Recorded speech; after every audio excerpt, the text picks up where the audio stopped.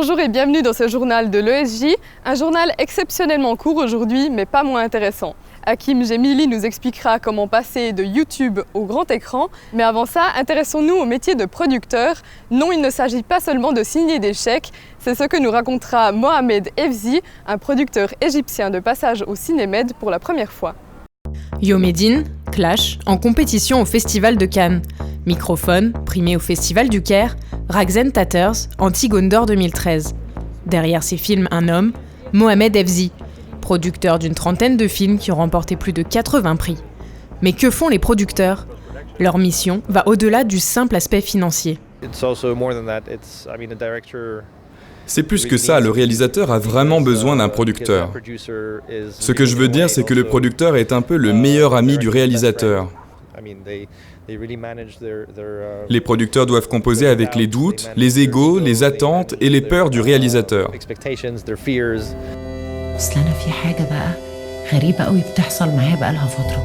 Mohamed Efzi est au Cinémed pour soutenir Certified Males en compétition long métrage. Premier film d'Hicham Saker. Une habitude pour le dénicheur de talent qui a produit la moitié de ses films avec de jeunes réalisateurs. Un goût du risque qui a souvent fait son succès. Est-ce qu'on peut dire que vous êtes un parieur ? Oui, bien sûr. Tous les producteurs sont des parieurs, même s'ils ne jouent pas que leur argent. Ils parient sur le succès, sur leur santé mentale. Ce sont des relations basées sur la confiance et on prend beaucoup de risques. Récemment devenu membre de l'Académie des Oscars, le producteur égyptien est reconnu aussi bien dans le monde arabe qu'à Hollywood. Je peux pas bosser ce soir. Faut que je te dise comment. T'es tout seul. Bien à l'esprit de Noël, hein. Y'a personne pour vous remplacer ?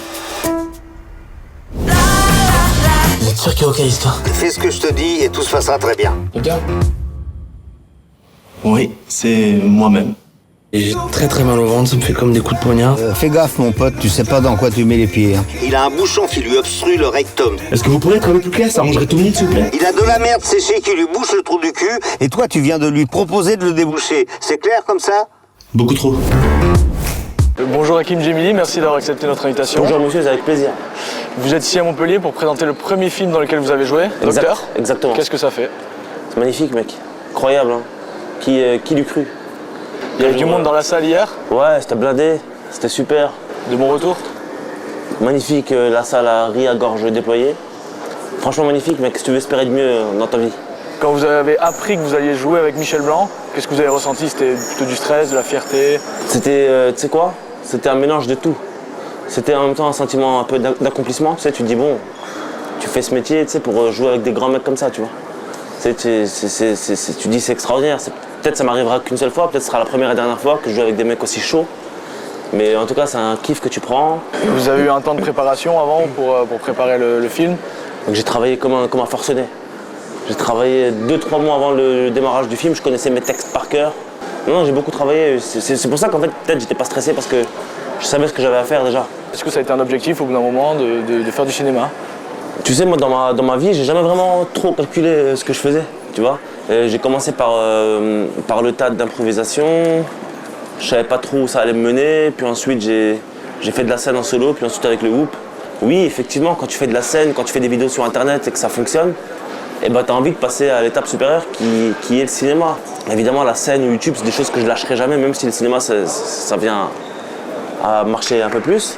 C'est vrai que la scène, être sur scène devant les gens, de vivre en live ce qui se passe, tu donnes une réplique, les gens rient ou pas d'ailleurs, bah, y a pas meilleur sentiment que ça quand même. Il y a une scène avec votre femme dans le film ? Exact. C'était la plus dure, mais... Oula, qu'est-ce qui se passe ? Docteur, qu'est-ce qui m'arrive ? Bah vous venez de vous pisser dessus en fait là. Mais pas du tout. Mais c'est bizarre parce qu'en plus j'étais stressé pour elle, elle était stressée pour moi, j'étais stressé pour nous, j'avais pas envie qu'on se foire, du coup j'étais pas bien. Ça s'est bien passé au final, c'est bien passé. C'était super, bah écoute, moi c'est une de mes scènes préférées dans le film, tu vois, parce que vraiment on était concentrés elle et moi. Hein. On se parlait beaucoup entre les prises, on se donnait des conseils, vas-y joue-la plus comme ça, fais plus ça, tu vois, on se mettait vraiment la pression, même si c'était stressant, c'est normal, tu sais, tu joues avec quelqu'un avec qui tu dors, tu vois, donc c'est bizarre, hein, je te jure que c'est bizarre, mais c'était magnifique, si c'était à refaire je le referais tout de suite là. Alors docteur, vous voyez quelque chose ? Là vous avez d'autres projets, cinéma ou autre ? Alors il s'avère que dans un des projets qui va sortir en 2020, en mars, Justement, dans la série de Franck Gastambide qui s'appelle Validé, c'est une série sur le rap, je joue un personnage très très sombre. C'est pas trop dur? J'ai été bien dirigé par Franck. Entre chaque prise, il me dit écoute Hakim, il faut que tu sois un fils de pute. Je fais ok.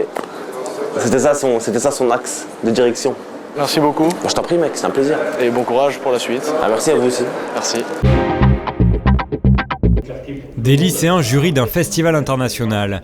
Durant leurs vacances, ces jeunes de Montpellier, Bourges et Paris décryptent les films en compétition. Ils sont 16, ici en délibération, et doivent décerner un prix. Une responsabilité assumée par Mathilde. On a une grosse pression parce qu'il faut qu'on choisisse vraiment la bonne personne à qui le remettre et on veut faire de la peine à personne.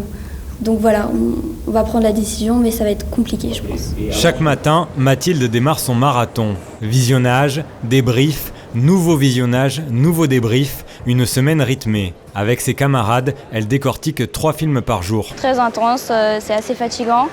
Et bon, elles sont bien chargées, mais du coup c'est bien parce que ça nous fait un bon programme bien enrichissant, quoi. À 17 ans, Mathilde rêve d'être actrice.